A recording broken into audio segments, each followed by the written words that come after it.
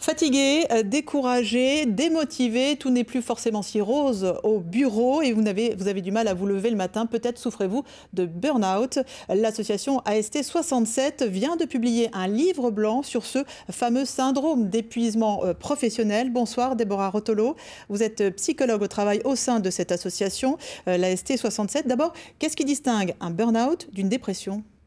Bonsoir. Donc oui, ce qui distingue principalement le burn-out d'une dépression, c'est avant tout la définition. Une dépression a une définition médicale. C'est une pathologie. C'est une pathologie, exactement, qui est référencée dans les répertoires des maladies mentales.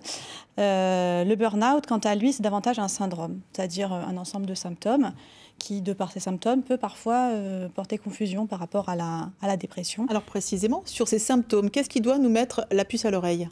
Ces symptômes, ça se caractérise par un épuisement émotionnel. La personne va être irritable, tendue. Ça va se manifester aussi par une certaine forme de ce qu'on appelle de cynisme ou de déshumanisation. Ça se manifeste comme un manque d'empathie, une incapacité à comprendre l'autre, à être attentif aux besoins de l'autre, et un sentiment de perte d'efficacité. Et un repli sur soi. Un repli sur soi. Et face à ce sentiment de perte d'efficacité, la personne va être en suractivité.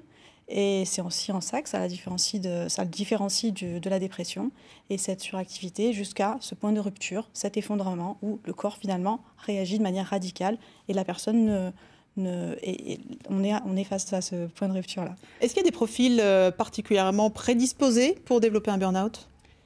Alors, il y a des caractéristiques individuelles, certes, telles que, par exemple, le perfectionnisme, le surengagement au travail, parfois aussi certains antécédents individuels. Mais ce qui caractérise le burn-out étant un syndrome lié à la situation de travail, c'est aussi et avant tout ce qu'on appelle des facteurs de risque psychosociaux. Ce sont ces éléments dans l'organisation de travail qui peuvent générer des dysfonctionnements jusqu'à justement cette situation de burn-out pour les individus. Voilà, alors c'est difficile d'avoir des données très chiffrées sur ce problème. On dit que 2 salariés sur 10 auraient vécu un passage en burn-out. Si des personnes ce soir nous entendent, qui sentent que ces symptômes, ils les connaissent au quotidien, qu'est-ce qu'il faut faire ? Alors avant tout, il faut prendre contact avec son médecin du travail.